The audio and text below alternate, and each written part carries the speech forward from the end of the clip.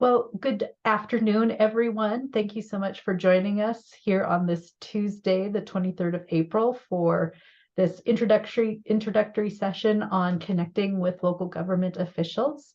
I'm Colette Bartow, the Continuing Ed Coordinator at the State Library, and I am so pleased that Tracy is going to be presenting for you this early webinar to introduce a new series based on emphasizing those connections and relationships with local government officials. If you haven't already, please rename yourself in the Zoom window with your library or town if you can. It helps us know who's with us and to be able to call you by name if you have any questions or want to share something in the chat, which we encourage you to do. If you do want to unmute a little bit later on when we're opening up for questions in that, you can raise your hand, or we're a small and friendly group here. So just know that you're able to unmute your microphone at that point, and we'll be able to listen to your questions as well. So with that, that's kind of our introduction. As I said, I'm Colette, and Tracy, please take it away. Hello, everyone. So I am Tracy, the lead consulting and learning librarian at the State Library. I think I know many, if not all of you on this session today. I do a wide variety of things. Primarily, I work with public libraries in Montana, but I'm visiting with you today to talk more about kind of my work with local government officials. This is something that has been of real interest to librarians and that I've been really focusing on in the last 3 years. I've done quite a bit of work over the years with local government officials, answering questions from county commissioners, mayors, city council members, and clerks. But I really began to kind of focus on local government relationships, probably I would say about 3 years ago. And so what we're going to do today is I'm just going to talk about this new local government series, which is sharing what I have learned over the last few years, talk to you a little bit about how this came about and what we are planning for next steps, and then just talk briefly about the new handbook and the series as a resource for you. So please do feel free to ask questions as we go along or share your own experiences as well. So with that, I will just kind of jump in. And I'll give you a little bit of kind of the history and the background. So basically, as I mentioned, I've always kind of been someone that a mayor or a county commissioner could call, and I've certainly interacted with them in that way. But a few years ago, we held a Library Director Institute in Great Falls. And as the library directors that attended that were talking to me, it became clear to me that it would be very valuable for us to forge closer relationships with local government officials. It just seemed like it was a great partnership opportunity that we were missing out on. I know the librarians were kind of struggling to find the right way to communicate the value of libraries and the ways that they provide assistance. And so that was sort of the event that I was like, okay, let's like dive into this and really try to do more of this work. And so several years ago, I had been able to take a training from the Research Institute for Public Libraries, which was primarily about kind of evaluating library services and planning and using data to inform your decisions. But the piece of that training that had always resonated with me and I had really appreciated was the focus on stakeholders, not just your patrons and your community members, but also thinking about your local leaders and what they're trying to do and how the library's work might align with some things that they are trying to accomplish. And so I realized that this work with local government officials was an opportunity for me to actually apply what I learned at that Research Institute for Public Libraries. And then kind of like this third piece came about in that a colleague of mine from the State Library's GIS division had said to me, you know, Tracy, I really think you should go to the Montana Association of Counties, the MACO conference, and the Montana League of Cities and Towns. She said, I think you would get a lot out of it. They ask questions about libraries. You'll find it very valuable. And so with all of those three pieces kind of coming together, I decided to embark on a more involved and in-depth relationship with local government officials. And so what I ended up doing, at first, I kind of did the traditional path, which is you go in and you prepare yourself to talk about libraries and what they do. But I think I'm very fortunate in that I realized that that was like not the right approach. That in fact, the first step for me became learning about their roles and their duties and their challenges, to just listen, in other words. And in doing that, first of all, I was able just personally and professionally to educate myself about the duties of different local government officials. And that was very helpful in understanding like who libraries should talk to for different issues. It was also very helpful in that I began to recognize that some of the challenges that they are worried about, libraries do and can play a role in helping with that. And that is things like they actually are worried about safety and well-being. And libraries can do a little bit of preventive work in that area. They are worried about education. And of course, libraries can align in that.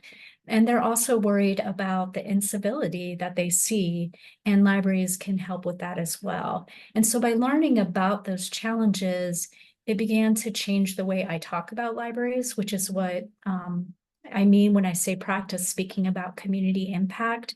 I think it's very common for us to start with, this is what the library does. And what my work with local government officials kind of taught me was how to answer the question why it matters and how it aligns with perhaps things that they are working on. The other thing I would say that happened in that approach was I began to work a lot in the building relationships, and I learned to avoid talking points. Talking points can be really great for just kind of giving us a sense of what we should cover. However, I found that I didn't have really the greatest of conversations if I started there. That I actually felt like the conversations were much more meaningful and much more useful when I listened to what they had to say, and then I used my knowledge of research out there about libraries to kind of talk about the ways libraries might be able to help with issues that those local government officials were concerned about or even actively working on at the time. So a few months ago, I tried to put all of this together, and this handbook was the result, connecting with local government officials. And it was my attempt to kind of share more about the approach and what I was trying to do, and what I think libraries are trying to do as well, library directors, board members, and even library staff who might have interactions with local government officials. And so you saw that handbook, Colette shared it with you. It's also available on our website. When I shared that handbook with some library directors who'd been talking to me about this concept, as well as other state library staff, they kind of said, you know, you probably could use some training on these different pieces of the handbook. And what we found is that this work and the approach that I take, it kind of has like almost two paths is what I think of it. One path is just getting better about talking about the value of libraries from that community-centered, community-focused, how it makes a difference for community members. And then the other piece of it is kind of what I think of as the skill set, the deep listening, the having the confidence, the working with community leaders and political leaders, and just communicating with them and connecting with them. And so the idea is we definitely have the handbook for those of you who are comfortable going that route. But for those of you who maybe would like to build on the skill sets, I am going to work with another librarian who does leadership development and just offering more of the face-to-face and online trainings on building community. We decided to word it that way because that's really what it's about. It's about working in conjunction with local government officials to for the betterment of your community. And then we have this other piece that is actually beginning to come together quite nicely. And this is that Value of Libraries webinar series. And this session is kind of kicking off that series. And so May 15th, we have Greg Gilpin, who is an economics professor with MSU, coming to talk about the value of libraries, but he's going to share with you the economist's viewpoint of public value, which is basically really just means the value of governmental services and how you measure that and how you communicate that. And that work of the economist's viewpoint, I would say, has been really helpful to me as I talk to local government officials. It's giving me language that they relate to and they understand, and helps communicate how libraries can be a part of solutions to problems facing the community. So Greg is someone, we are very fortunate, he is an economist who has studied the value of libraries in measuring things like education, reading levels, literacy rates, and how libraries can help with that. So he's graciously agreed to kind of kick this series off to sort of frame that way of looking at library services.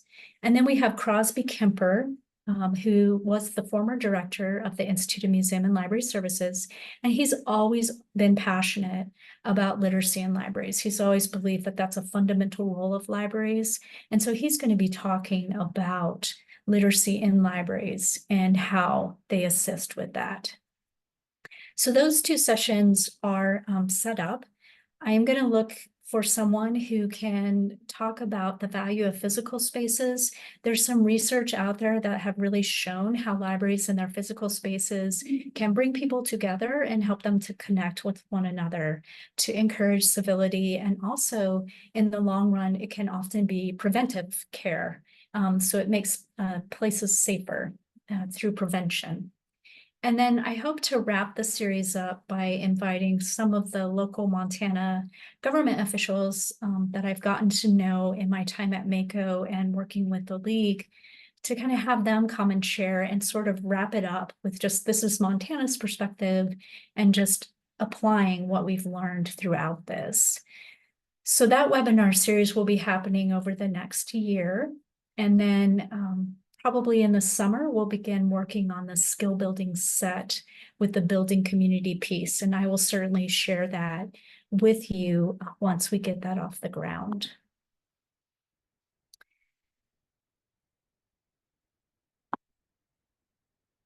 So, these are my aspirations for this.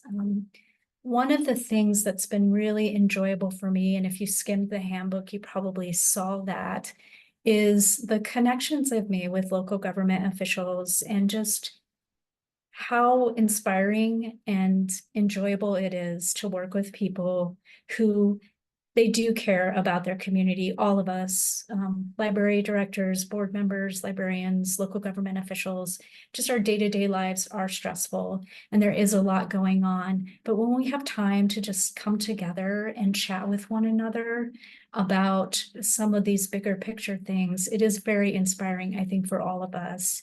And it sometimes makes us realize just how much we do agree on and how we can work together.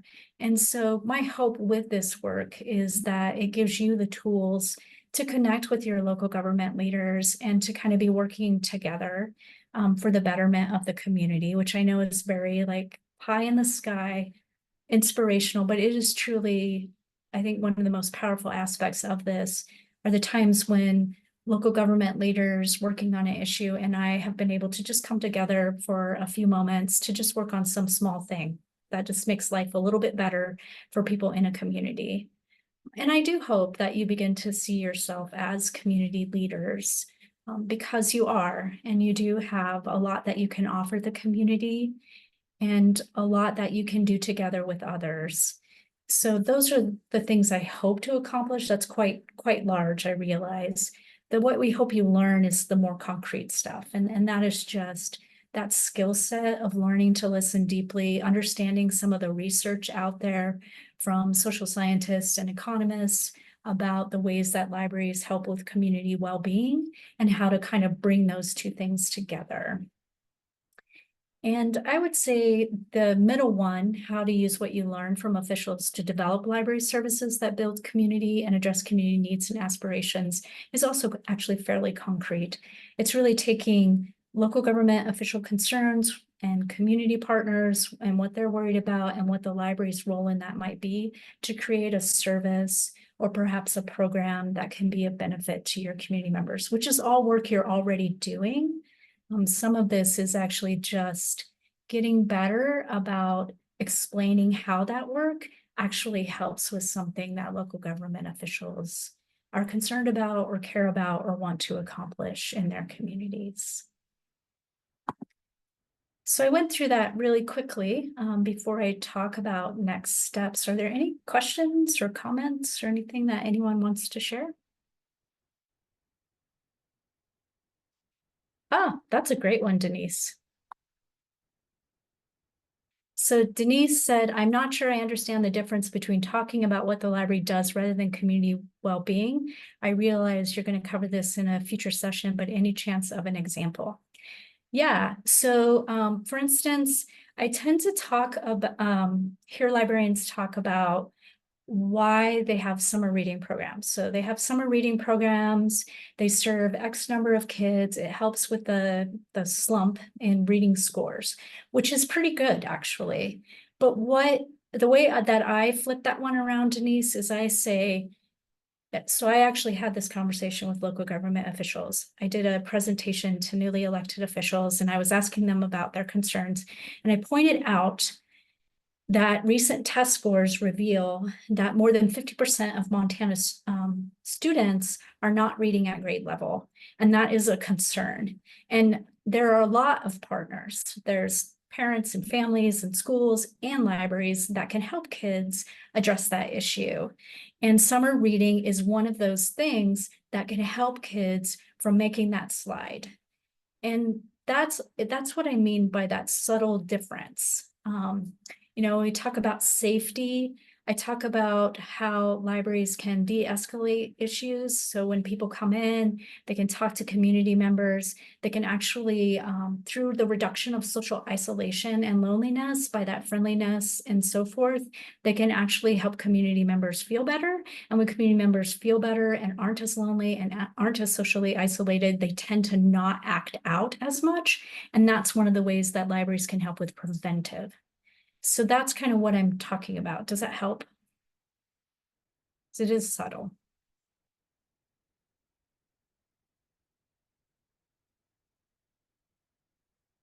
Yes, Cherie, that's exactly right. What I found when I started with county commissioners and I was starting to talk about libraries is, you know, they're worried about their worries and their big worries. You know, they're worried about public safety. They're worried about the cost of housing. They're worried about their communities surviving. They're worried about their young people having to move away and get jobs elsewhere and not having jobs to come back to. Those are the things they are worried about. And so when I start my conversation by saying, oh, you know, is there a way libraries can help with that? And or here's how libraries might help with that. That is where they began to connect. And now they're starting to see those connections like, oh, the library could potentially be a partner in helping with this issue. And that's great to know, Tracy. And then how can we do more with libraries on those kinds of things? So it's really just you're paying attention to what they're trying to accomplish and you're figuring out how the library does that work. And Cherie's right. You start with almost the benefits versus the products. And yes, it is practice, Denise, and I still struggle with it. You know, I'm still learning how to do it, but I'm getting much better at it. Any other questions or comments?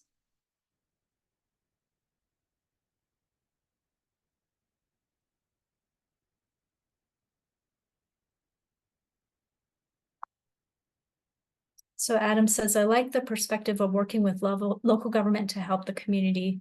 That seems like a great way to get local government buy-in, which helps everyone. I wonder what to do when local government is skeptical of working together, though.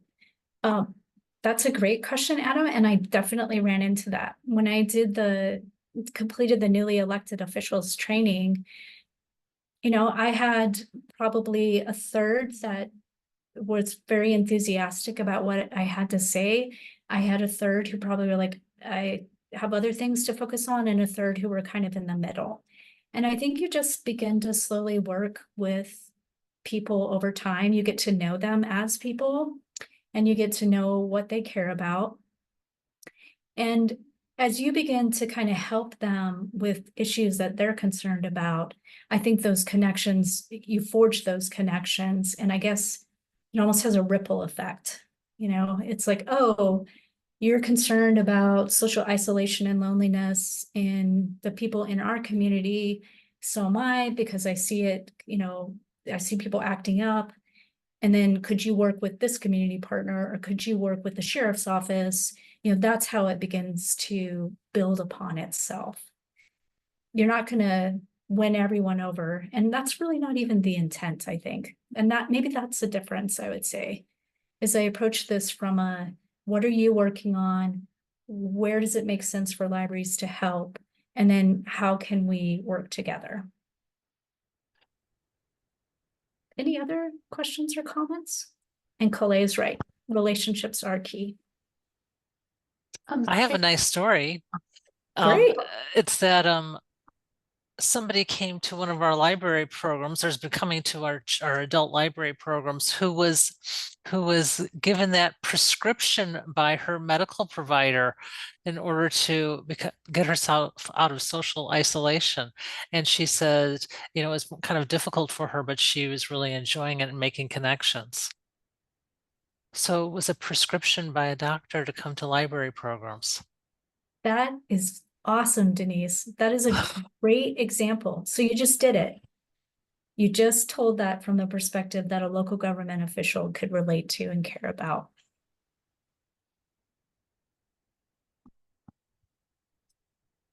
Anything else? Tracy, I was just gonna see if you wanted to comment a little bit more too on the intentionality behind using the word connecting. Because I mentioned relationships, and relationships are key, but can you just say a few words more about what connecting might mean? Oh, yes. Thank you, Colette. Because sometimes I use these things and forget that I'm not defining them. Connection for me has been a key part of this. So as I've developed relationships with local government officials, I've really tried to find our areas of, I guess, agreement. For one thing, I've been trying to reassure them that librarians are people. And so a lot of my connecting is actually, what do you enjoy doing? Oh, I enjoy doing that too. Or what are you working on? Oh, that's pretty interesting. Can you tell me more about that? I definitely am comfortable with humor. I use humor. Don't do that unless you are comfortable with using humor. But I will say my experience with local government officials is a lot of them have a great sense of humor because they need one to get through their days. And so that's a way that I've connected with them. And what I've found in forging those connections, first maybe on the personal level of interest, and then on the professional level, and as a caring community member, is that we see more and more places where we can connect and we can work together on something that's of value. And that's probably another part of this process for me is, I guess I go in as community member first and then librarian. And as a community member, I care. I'm based in Great Falls. I live in Great Falls. I care deeply about what happens in Great Falls, and I care about the well-being of my community and how it's doing. And so when I approach my meetings and relationship building with local government officials, I guess my first hat is as a community member who cares. And then from there, that connection as a community member has allowed me to see ways that libraries can help, that I'll bring back to librarians. And I know many of you, so I rope some of you into those journeys with me. and try to find those connections and ways that libraries can help with particular issues. Does that answer your question, Colette? Yeah, I think so. I think about this as a web. It's kind of what you were just saying, that by thinking and talking more, not just with the people, but about their concerns, about resources, and how all of those things contribute to the success of the community as a whole is really important. So I like to think in terms of that visual web. What are the connections that I'm making across the community, so that at the end of the day, we are contributing to the community as a library institution, but our citizens, our patrons, our partners in local government can see that web, or know when they're pulling on one side or another, and seeing the kind of the ripple effect, like you said, across that whole system. Yeah, that's exactly right, Colleen. And actually, you're touching on something that is probably an important point to make. A lot of the challenges facing our communities are pretty big, and it's not like the library can solve them on its own. The library can be a part of a greater web, like you said, Colette, and that greater web may be able to help make life better for people. Like the reading level, absolutely libraries can play a role in that, but families and schools are also going to play a role in that. The reducing social isolation and loneliness and kind of improving that, libraries can help with that for sure, but so can other downtown associations can help with that. Other community partners like Parks and Rec, they can be a part of that too. It's just, we could work on it together, and we'll probably be more successful, and it will actually, require, it's not as heavy a lift. You're not trying to push the boulder up the hill by yourself. You're working with others to address these needs. Did I respond to everything in the chat? Is there anything else that I missed? I think Sherry's comment is really important too. Leading into the communication skills of listening, being curious and asking questions. That starts that dialogue, that builds the relationship, and then builds the connection. Yes, I cannot stress enough that the most powerful thing you can do is start with listening to truly understand. We may wish that people understood the value of libraries and that we could start there, but we can't. We're all busy.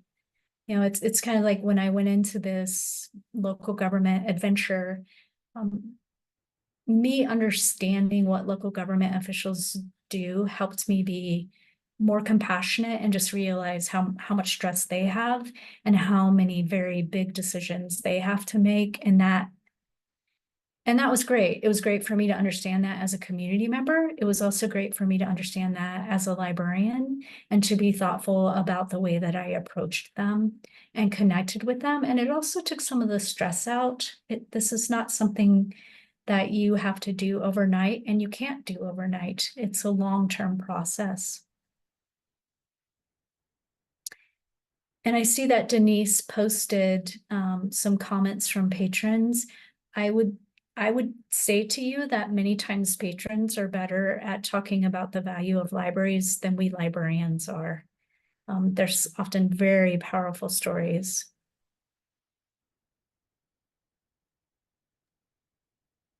So Tracy, I know that we're coming up on 12:30 right now, and I don't want to cut anyone short, but just so we get to our next steps.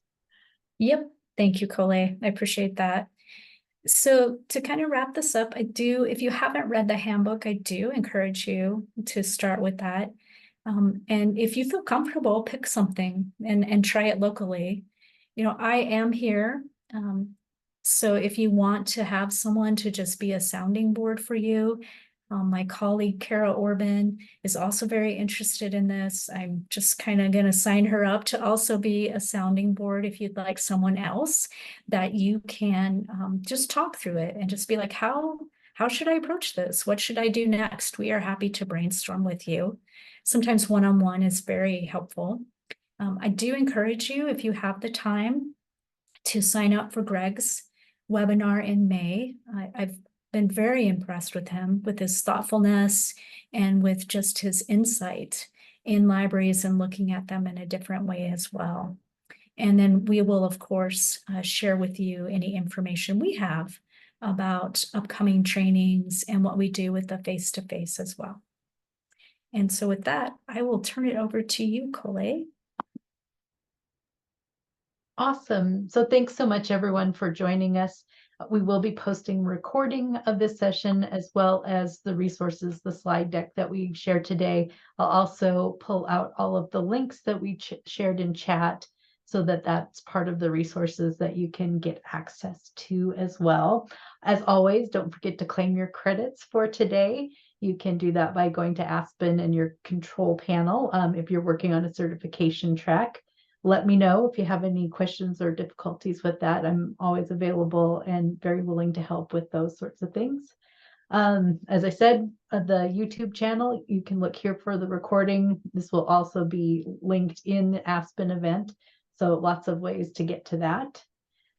We have a lot coming up. We have in May a number of webinars, including the one on May 15th that we hope that you'll join us for in this series. As well as some in-person trainings. If you haven't signed up for either Billings or Havre for the trustee trainings with the Montana State University Local Government Center, there's still room in both of those. And so we hope that you'll join us for some of these additional events. We do have an evaluation that we really appreciate if you take just a few moments to give us your feedback on these sessions. We report this data to the Institute for Museum and Library Services that funds much of what our efforts are in this area. So your comments in this help us to do that reporting, but also helps us to improve and to head in different directions if we need to do that with new ideas that you might share through that evaluation. As always, thank you so much, Tracy, for your wisdom and your thoughts and putting together both the handbook and this whole series. I really look forward to our continued conversations on these topics and really realizing the potential for the connections that we make between ourselves in the library community and our partners in local government. Everything goes better when we're moving together in concert and when we recognize those connections. So thanks so much, and we'll visit with everybody again soon. Thank you, everyone. Have a great rest of your day.